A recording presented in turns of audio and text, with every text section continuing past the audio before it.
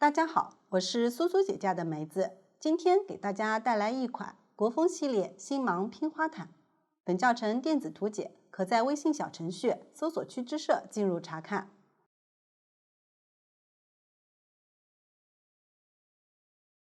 毯子包含花片和钩边，首先钩织并缝合好所有花片，然后沿着外围钩边。首先来看花片，花片有3种大小。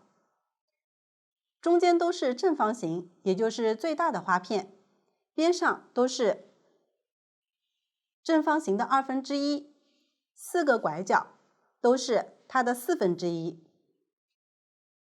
为了方便讲解，中间正方形花片根据配色规律不同，分别称为花片1和花片2，边上的1/2分别称为花片3和花片4。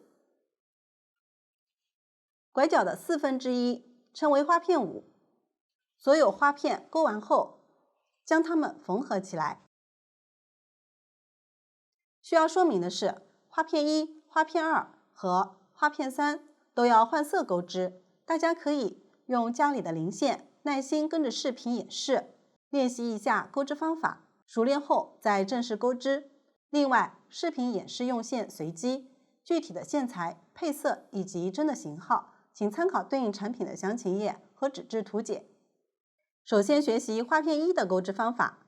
花片1是锁针环形起针，然后绕圈往返钩织，也就是一圈正面，一圈反面，交替钩织。钩织过程中进行换线。为了方便讲解，我们可以将整个花片拆分为4个色块，分别称为色块1到4。注意，这里的图解只是为了方便观看针法换色情况，具体配色参考示意图。可以发现，有的花片4个色块颜色各不同，有的花片部分色块颜色相同。下面我以4个色块颜色不同的情况进行讲解。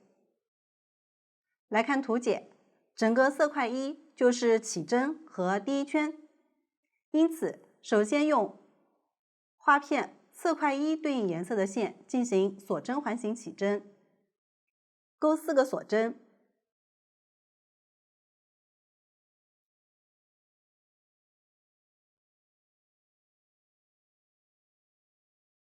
然后回到第一个锁针位置，挑1到2根线，引拔，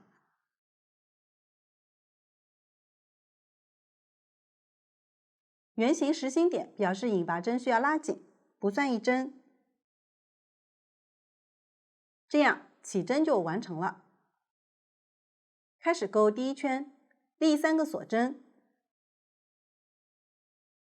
算作一个长针，接着在起针的大洞中钩2个长针，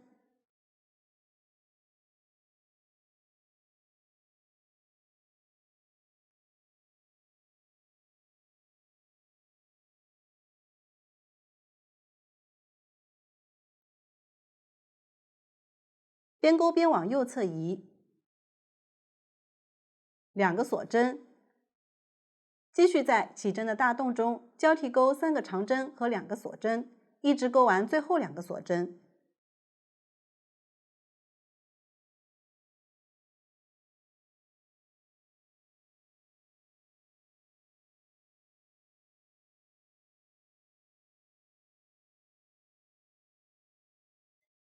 完成后，在起立针左侧相邻的长针针目上引拔，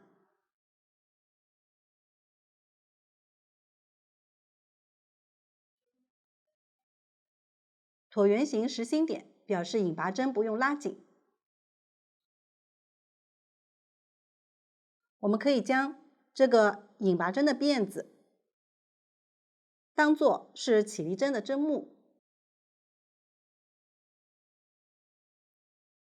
钩完后正常断线。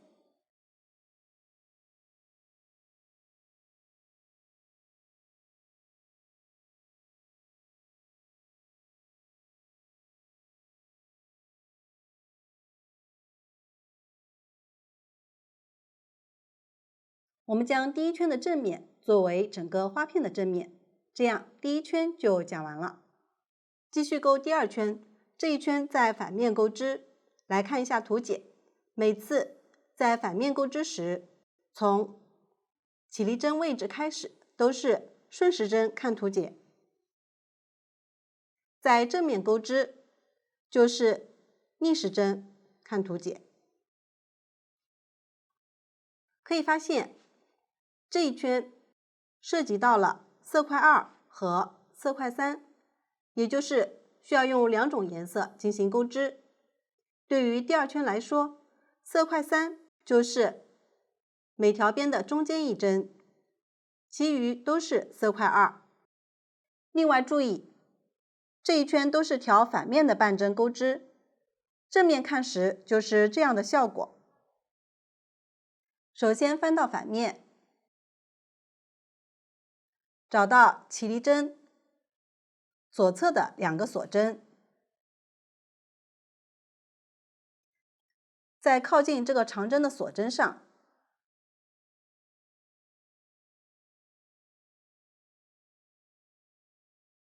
挑前半针，也就是靠近自己的一根线，用色块2对应颜色的线接线，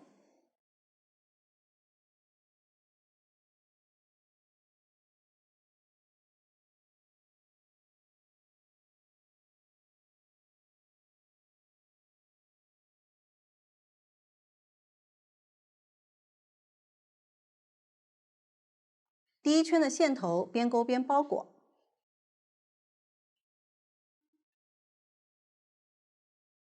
立3个锁针，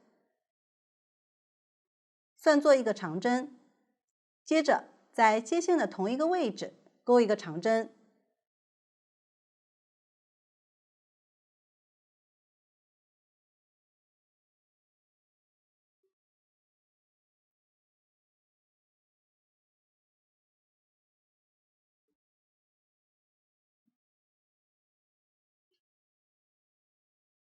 继续调左侧相邻的长针针目前半针，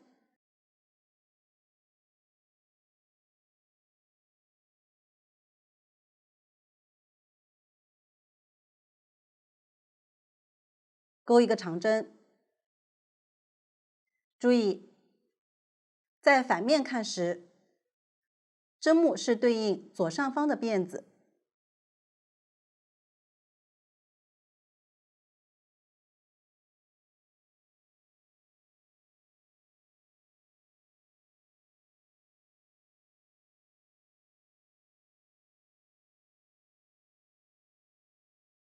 由于紧接着这一针后面要换线，这里钩长针未完成针，也就是结尾不钩出，然后用色块3的线钩出。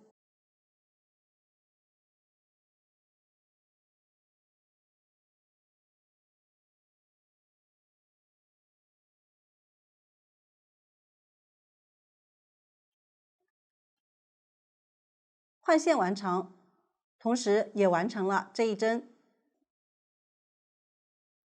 接着钩色块3，也就是中间一针，同样钩长针未完成针，暂停钩织的线边钩边包裹。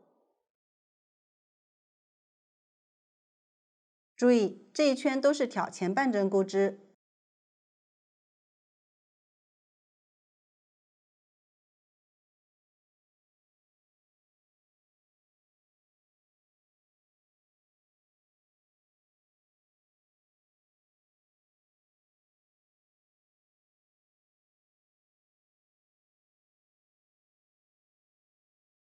然后换线钩出，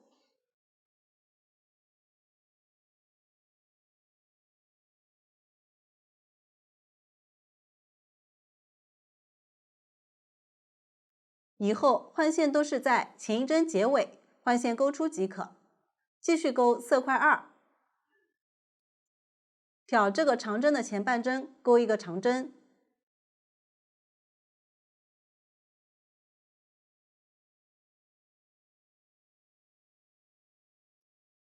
对于花片1，暂停钩织的线始终都要包裹。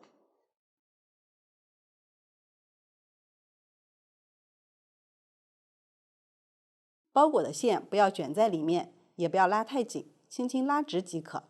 接着调左侧相邻锁针的前半针，同时钩2个长针。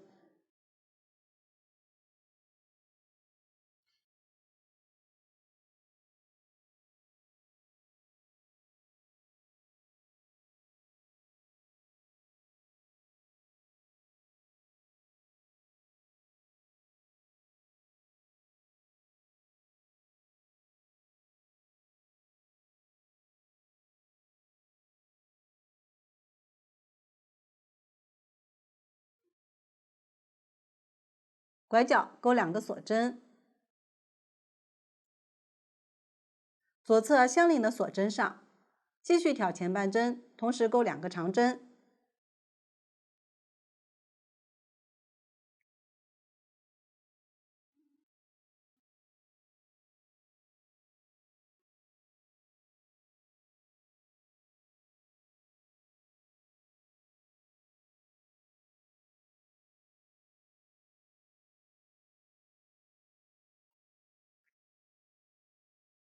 左侧长针上再钩1个长针，结尾换线。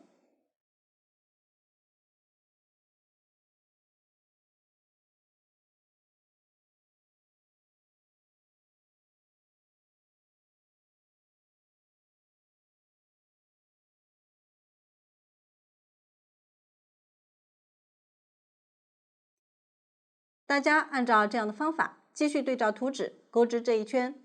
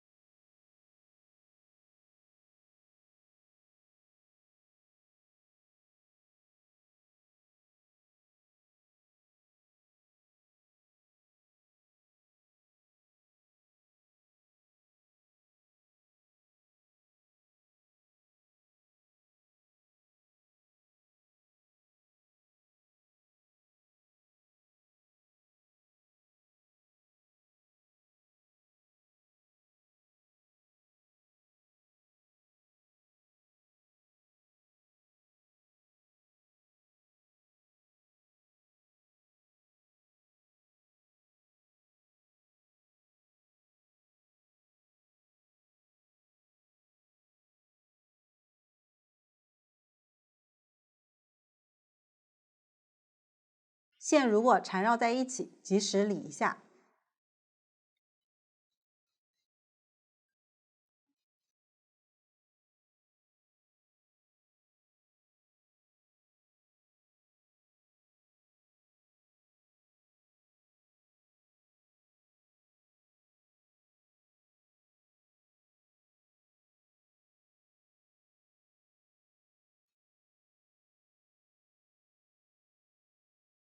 注意，钩到起立针位置时，我们可以挑起立针上方这个引拔针的半针进行钩织。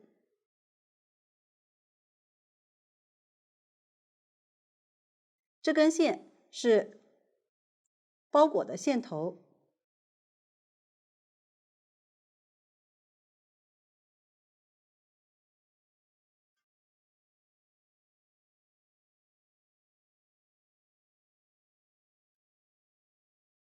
左侧锁针上同时钩2个长针。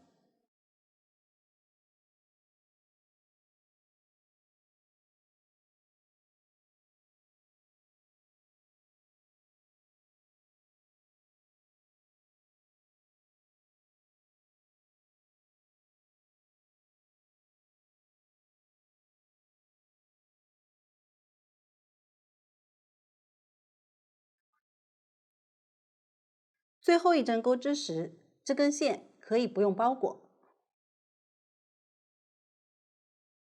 2个锁针，最后在起立针顶端调2根线，引拔连接。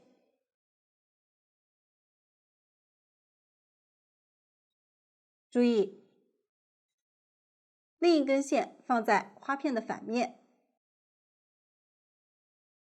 由于色块2涉及到第2至4圈，色块3涉及到后面所有圈数，因此2根线都不断，色块2的线固定一下。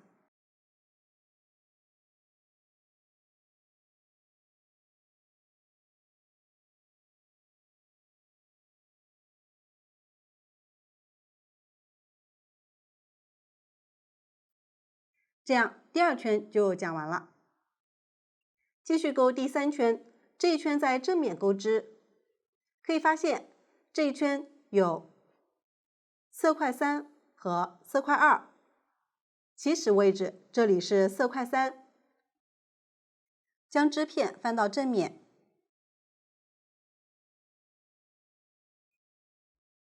将这根线从洞眼勾出，包裹另一根线，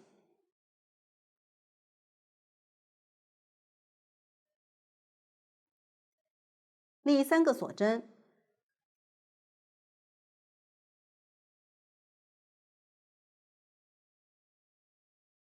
洞眼再钩一个长针，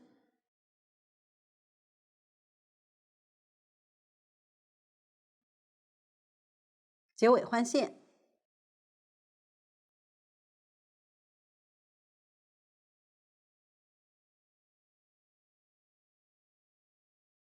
左侧2针是色块2，在左侧2个针目上分别钩一个长针。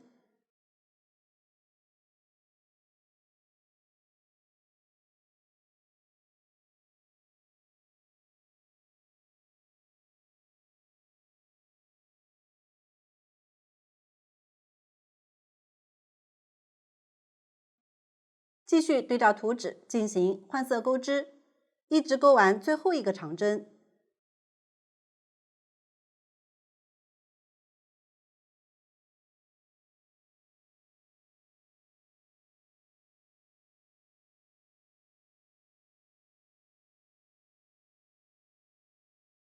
起立针的位置就调引拔针的相同入针位置钩织，如果找不准，就大致调2根线。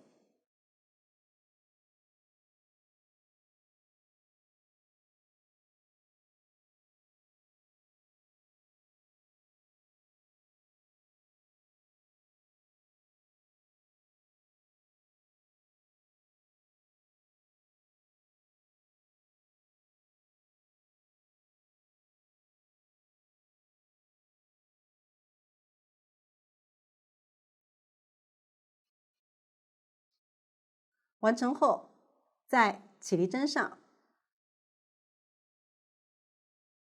调顶端2根线，钩一个中长针，连接。注意，以后结尾暂停钩织的线如果不断线，线都要放在反面。第3圈完成，继续钩第4圈，这一圈仍然是有色块3和色块2。注意，这一圈拐角都是钩长长针。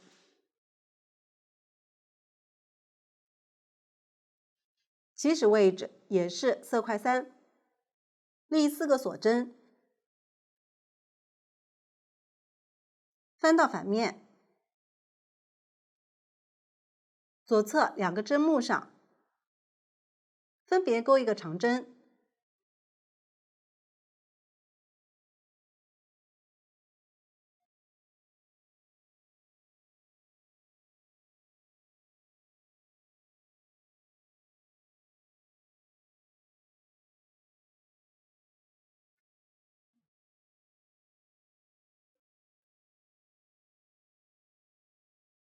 接着钩色块2的一针，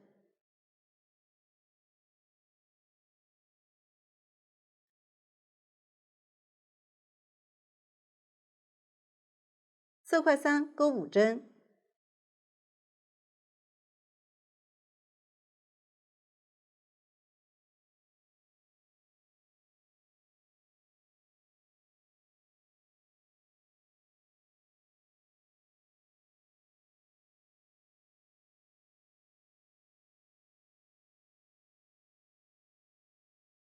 色块2钩1针，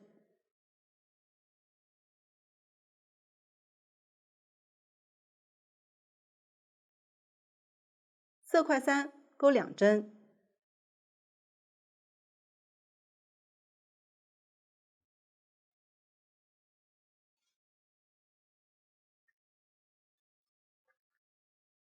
拐角洞眼钩一个长长针，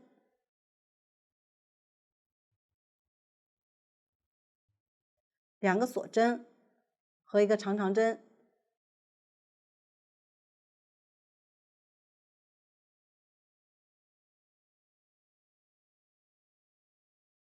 再钩2针，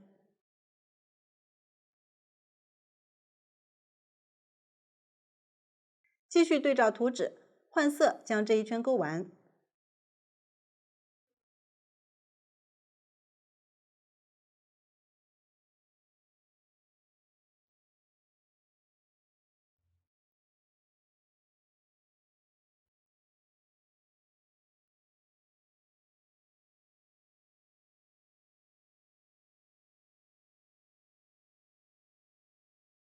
最后在这个长针针目上引拔，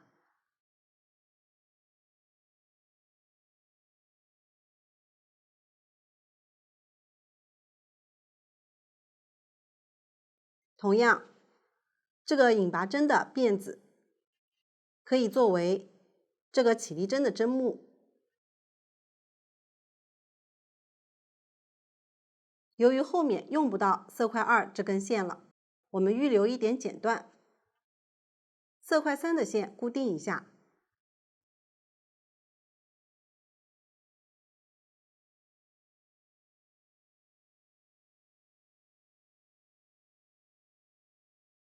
这样第4圈就讲完了。剩下的几圈都是色块3和色块4，注意第5圈每个拐角在色块3的位置都是挑后半针钩织，也就是正面可以看到前半针。继续钩第5圈，这一圈在正面钩织，线头放到反面，先用色块4的线在拐角这个长长针右侧相邻的锁针后半针上接线，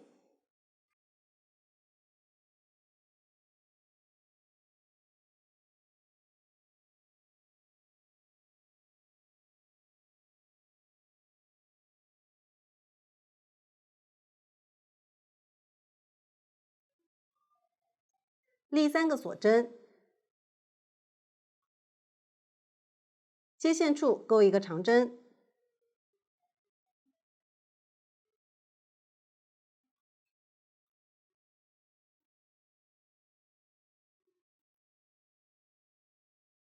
左侧3针上分别挑后半针钩一个长针，都是色块4。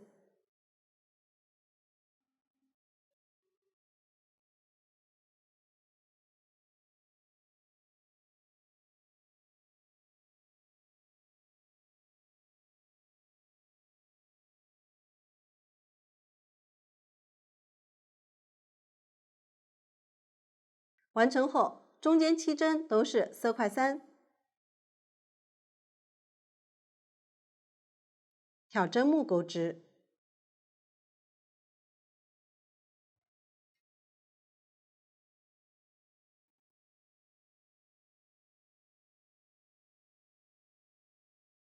接下来，大家继续对照图纸，将这一圈钩完。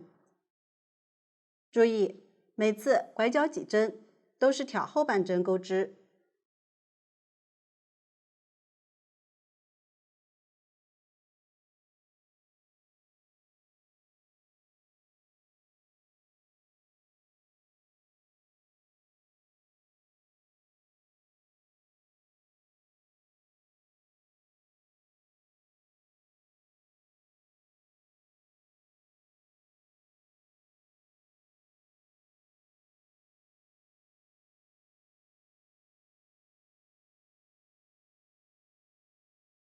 到了起立针位置这里，我们挑上方引拔针的后半针进行钩织。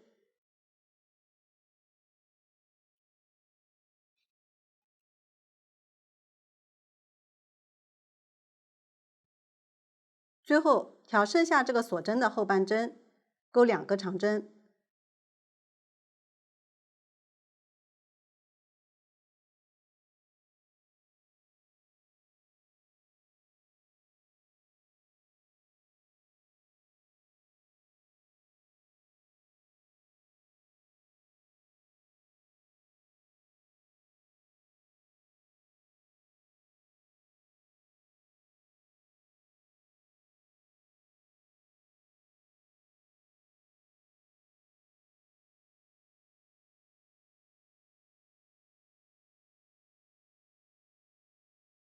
现在第5圈就钩好了，继续钩第6圈，开头直接立3个锁针，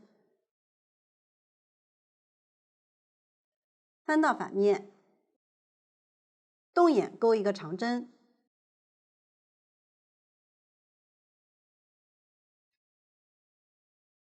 然后对照图纸换色钩织。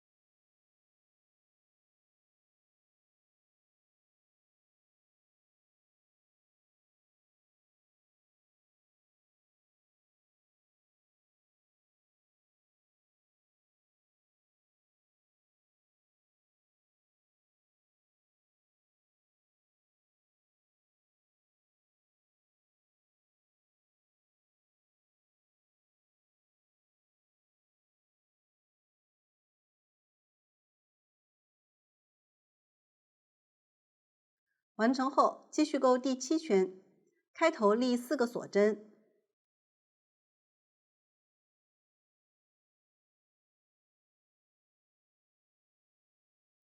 翻到正面，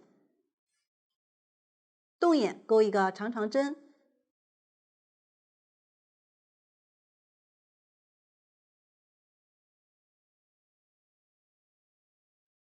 然后对照图纸换色钩织。注意，拐角是3个锁针。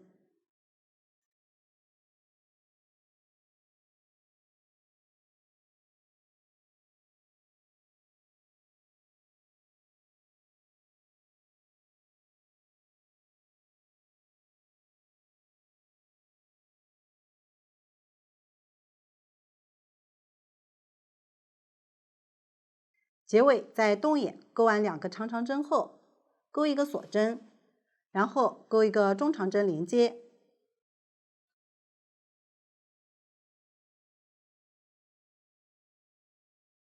继续钩第8圈，立3个锁针，翻到反面，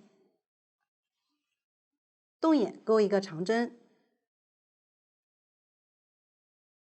继续对照图纸钩完这一圈，拐角也是3个锁针。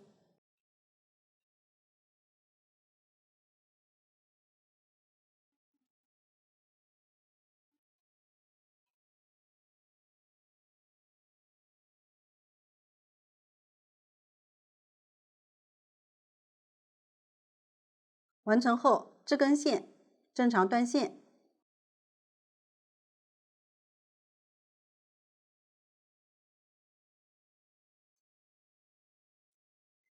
这根线由于这里已经藏了一段，可以直接剪断。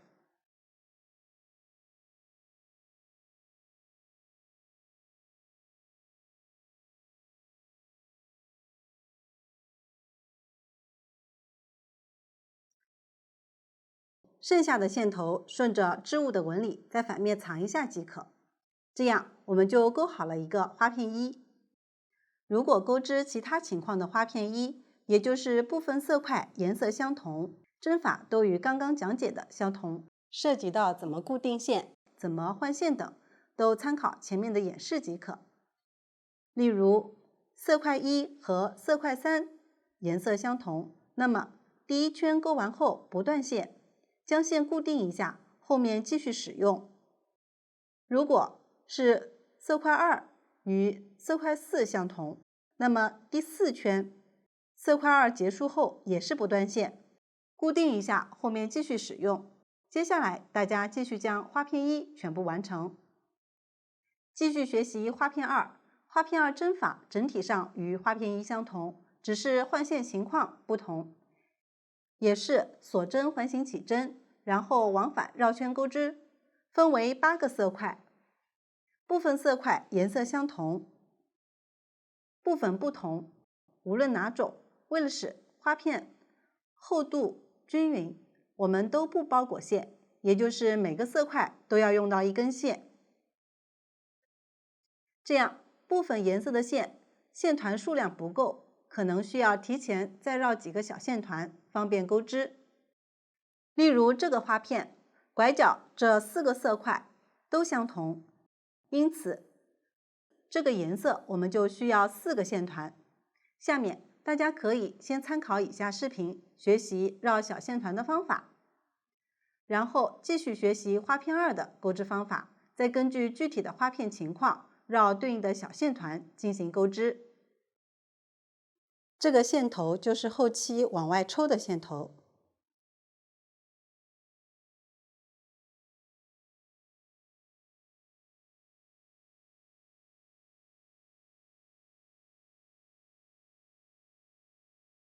绕一段后，预留1节线头剪断，后面如果线不够了，再接线编织即可。然后像这样打结，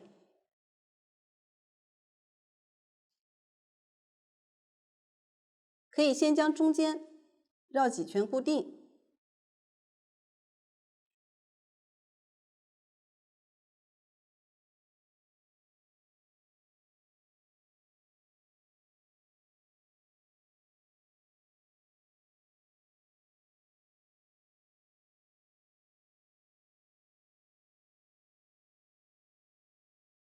如果线材较光滑，可以多打几个结。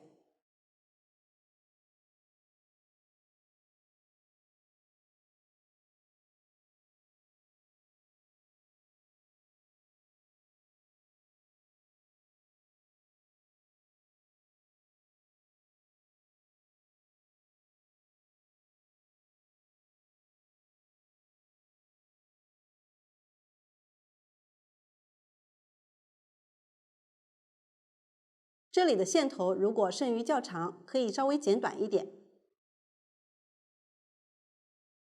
这个就是小线团的绕线方法，大家使用时就像这样轻轻抽线即可。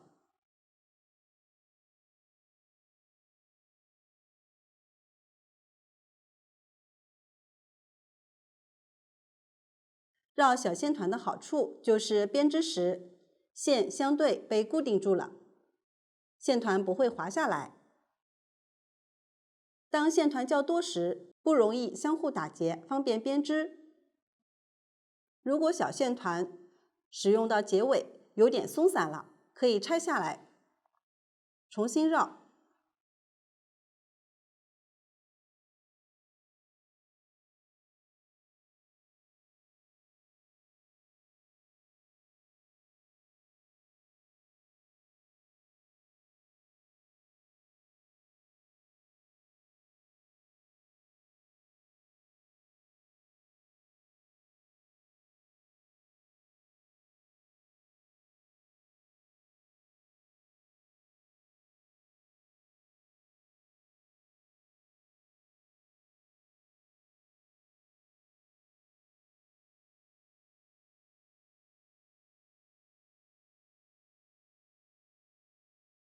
或者如果中途织错了，拆了好多线，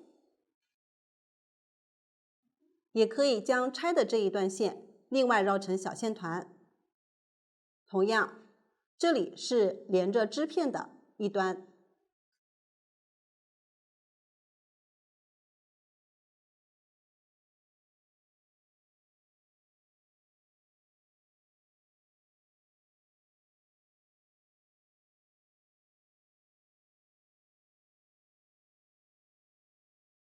绕好后，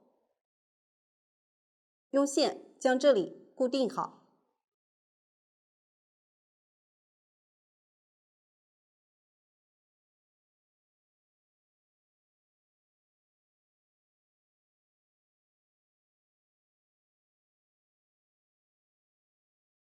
这样就可以了。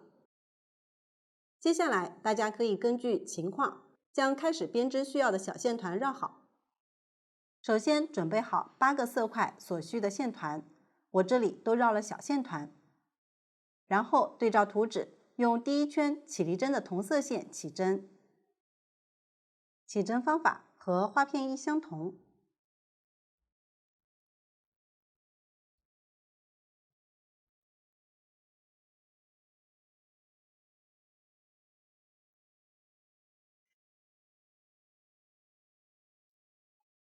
开始钩第一圈，注意单数圈都是在正面钩织，也就是逆时针看图解；双数圈都是在反面钩织，顺时针看图解。立2个锁针。第3个锁针钩织时，换起立针左侧相邻的颜色钩出。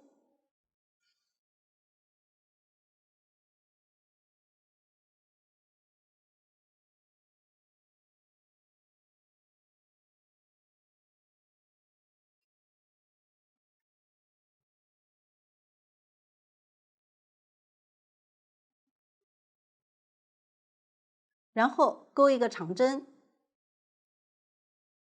起针的线头可以边钩边包裹，但其余每次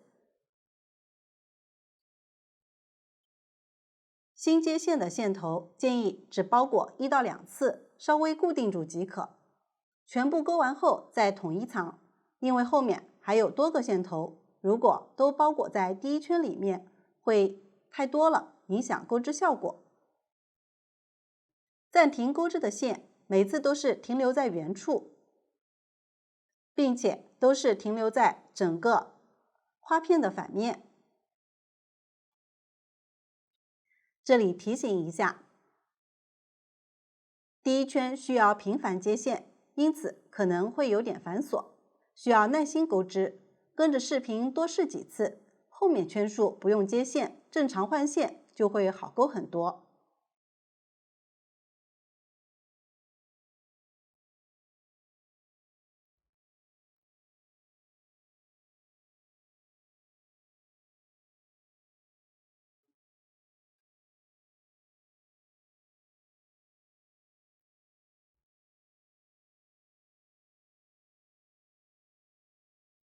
继续钩2个锁针，再钩一个长针，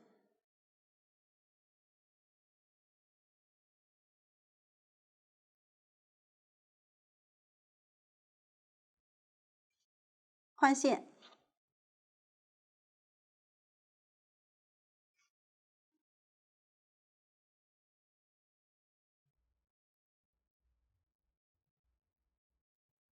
按照这样的方法继续换线，将这一圈钩完。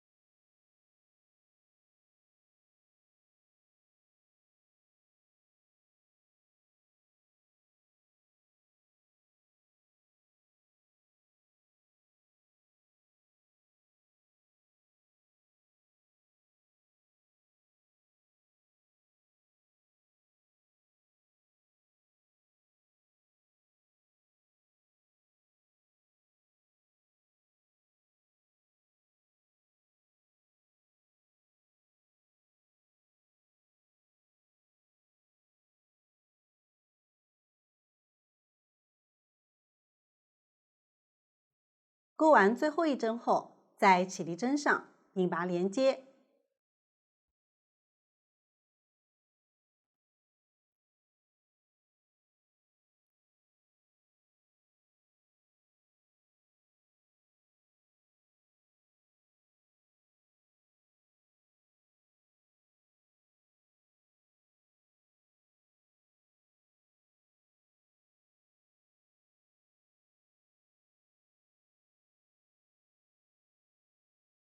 第一圈就完成了。这是反面。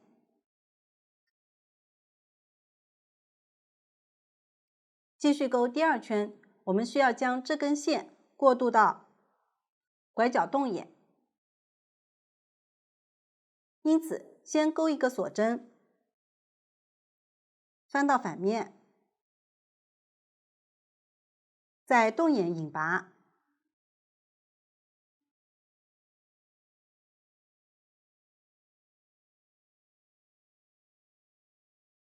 这样就将线过渡过来了。立3个锁针，洞眼钩一个长针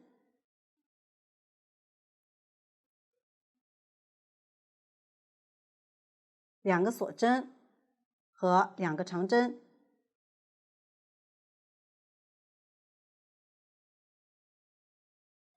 这里要换线。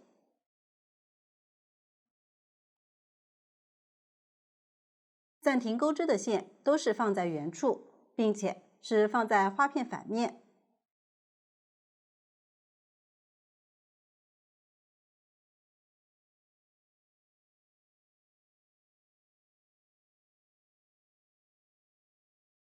这里的线拉上来时松紧适度，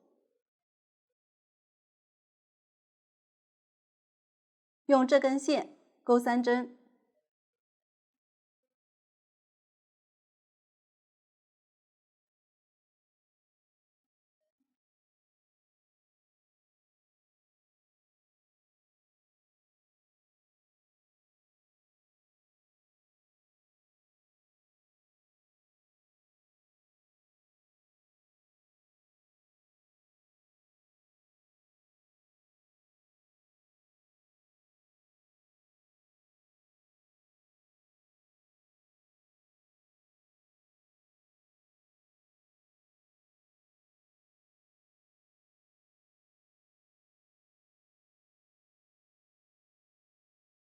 结尾继续换线钩出。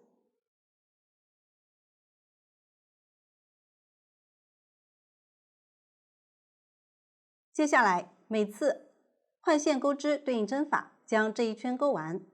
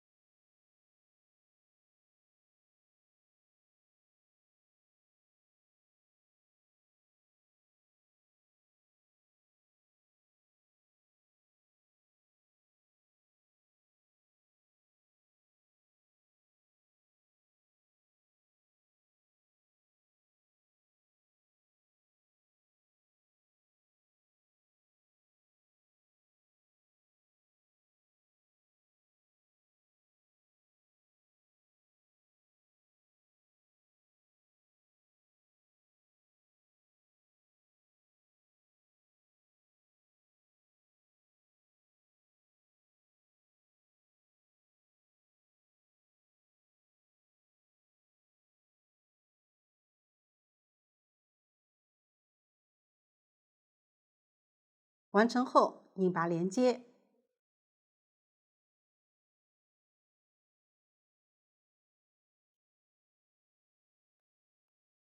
第2圈就讲完了。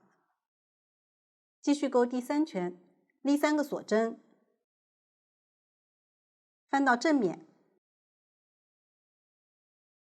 在左侧对应钩4个长针，加上起立针相当于5针。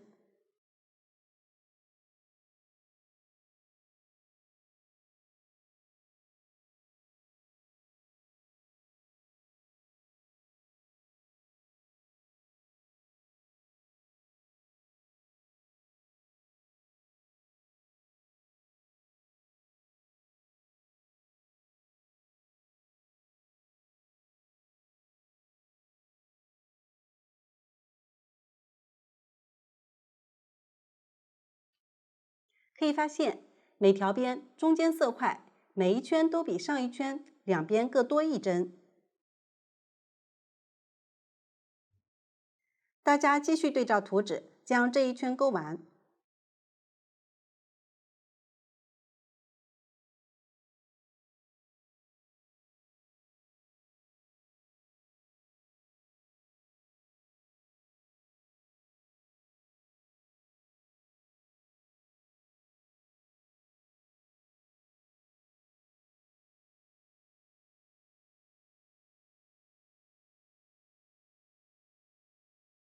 完成后引拔连接，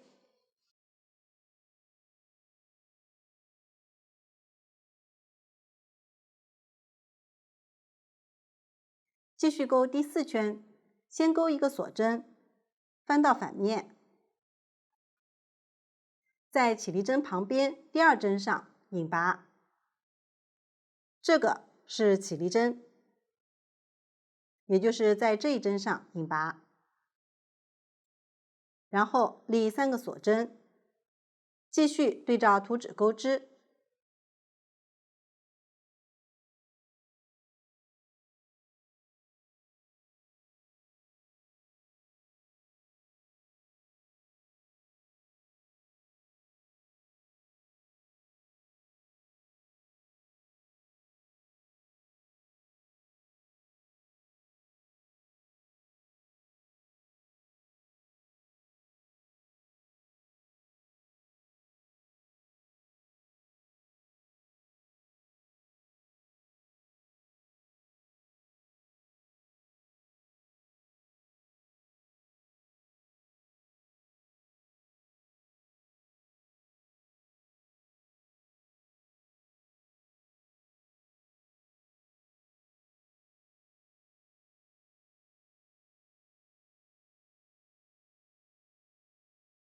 现在第4圈就完成了。接下来每次在正面钩织时，首尾情况都与第3圈一样；每次在反面钩织时，首尾情况都与第4圈一样。大家继续对照图纸，参考前面的演示，将剩余圈数钩完，全部钩完后断线藏线即可。这样花片2就讲完了。接下来钩织花片3、花片4和花片5。花片3配色规律与花片2相同，只有一半，5个色块。无论是否有相同色块，也是一个色块一根线。花片4和花片5都是纯色织片，这3种花片都是锁针环形起针，来回往返片钩。下面我简单演示一下花片3、花片4和花片5，自行对照图纸钩织即可。首先用最右侧色块的线起针，我已经起好了，立3个锁针，最后一针换线，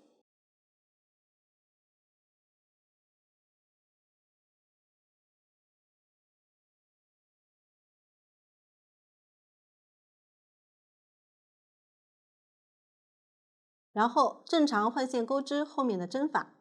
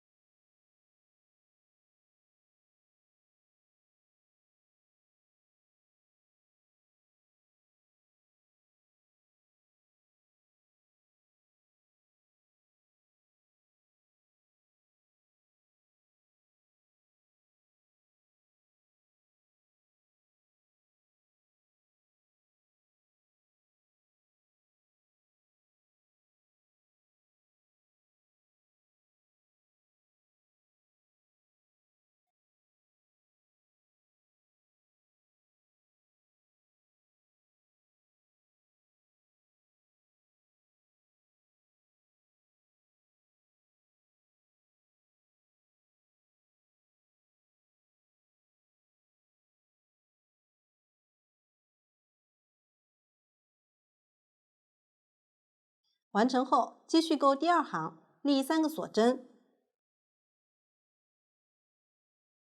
翻到反面，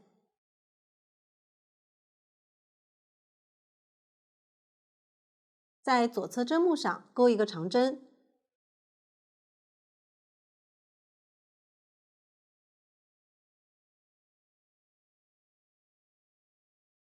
继续换线钩织。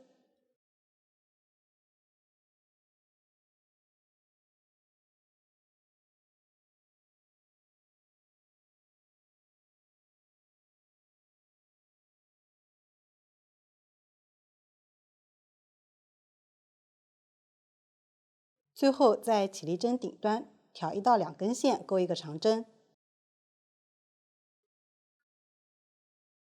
第二行完成，继续钩第3行，往后每一行开头都是直接立3个锁针，翻面，然后正常换线钩织，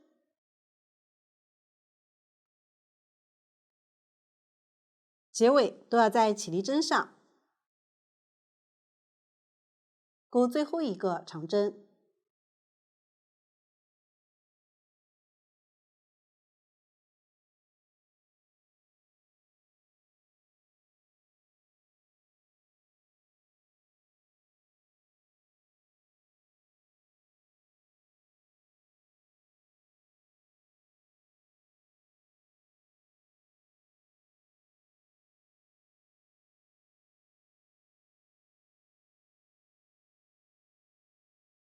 大家按照这样的方法，结合图纸，将花片3也完成即可。这样5种花片都讲完了。所有花片钩好后，将它们缝合起来。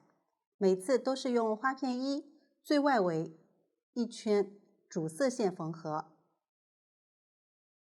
边上或者拐角都是用纯色花片的同色线缝合。下面我用几个小花片简单演示一下缝合方法，演示花片颜色不做参考。大家可以先看视频演示，然后对照示意图排好花片，再进行缝合。首先对照图纸说明，剪一截对应颜色的线，穿好缝针。缝线长度是需要缝合长度的3倍左右。我们可以先将所有花片1四周的花片都缝合起来。因此，每次曲线长度大约是这个正方形花片周长的3倍左右。这里我演示时省略了这2条边，缝合方法都是一样的。由于一次性曲线较长，我们可以先用一半的线缝合2条边，再用另一半的线缝合剩下的2条边。因此，可以将预留一半的线轻轻打结固定，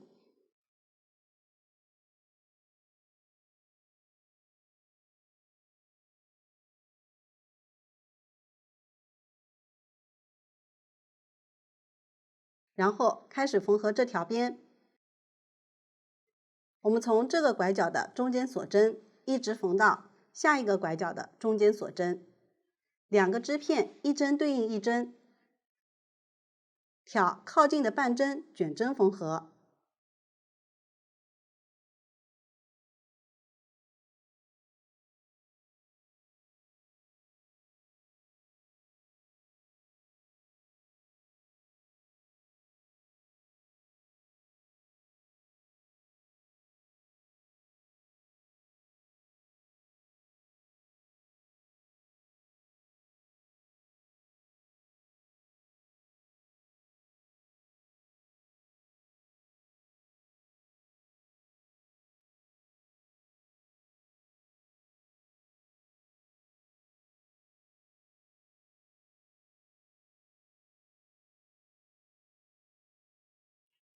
注意缝合松紧适度。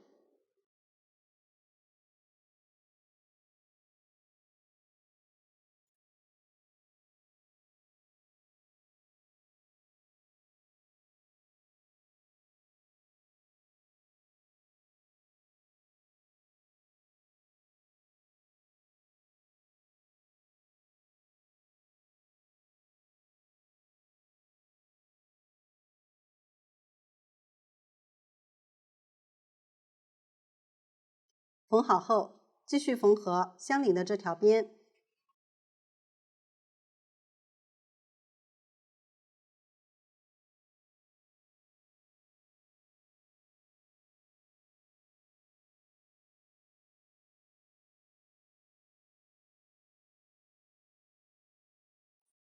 也是从拐角的中间锁针，缝到下一个拐角的中间锁针。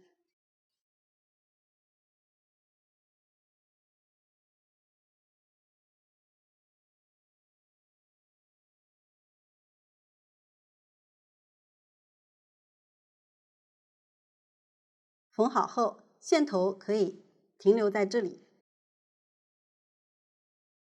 然后用剩下一半的线将这两条边的花片都缝上，最后将线头打结藏线即可。如果是缝合拐角的1/4花片，我们从这里边缘一针一直缝到这里拐角的中间锁针，再从拐角中间锁针缝到这里的最后一针。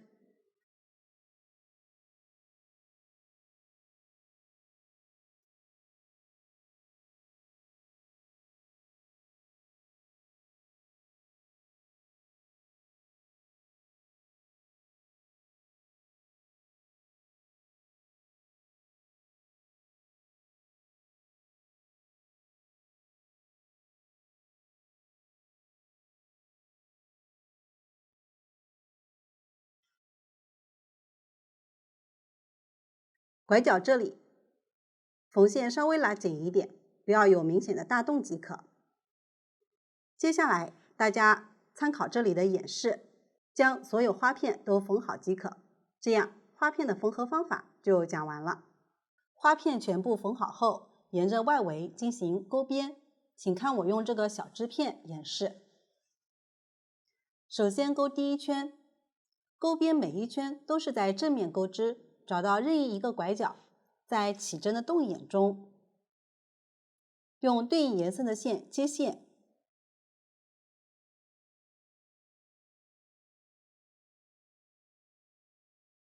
立一个锁针，接线处钩一个短针，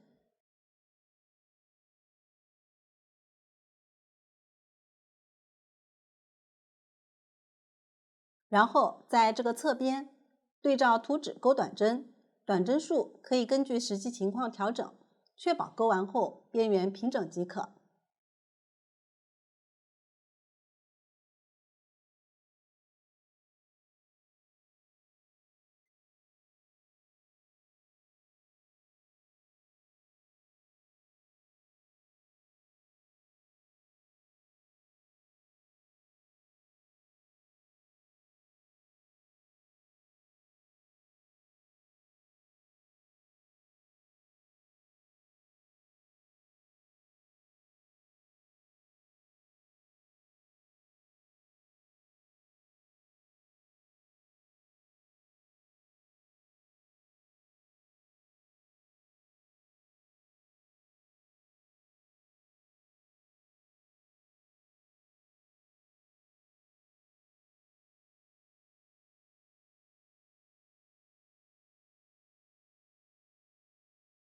到了缝合处，可以钩一个中长针，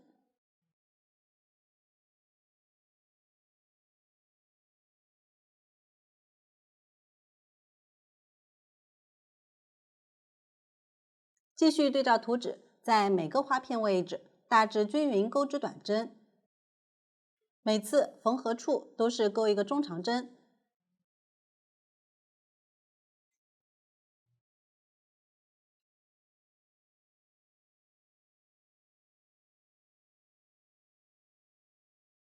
到了拐角位置，每次都是在拐角起针洞眼，同时钩一个短针、3个锁针和一个短针。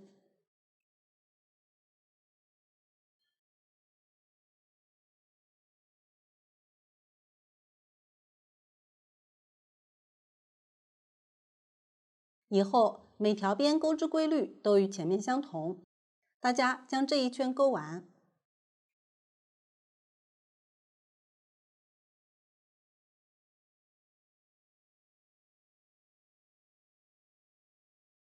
结尾在开始接线的动眼钩一个短针，3个锁针，然后在第一个短针针目上引拔断线。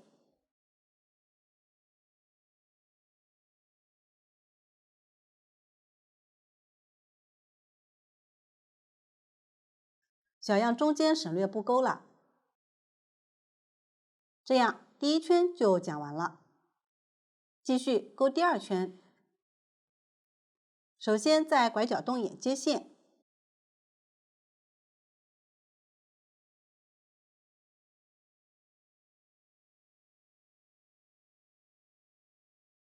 注意不用翻面，立3个锁针，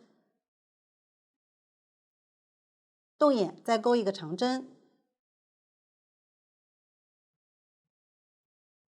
然后在每个针目上对应钩长针。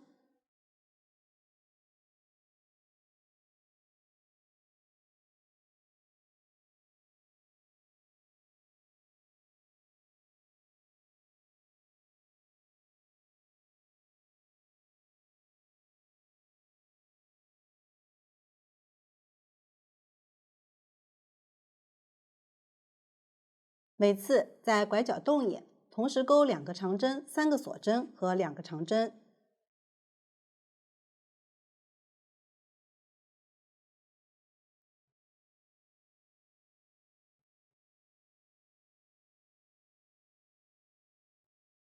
继续将这一圈钩完。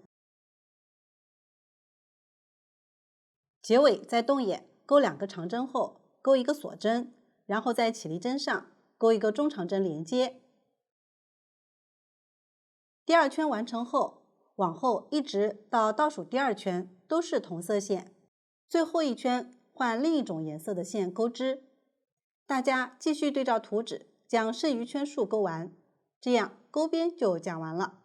到这里，这款毯子就讲完了。如果大家在编织过程中还有不清楚的地方，可以与我们的客服联系，苏苏姐家一针一线，享受生活乐趣。感谢大家的观看，我们下集再见。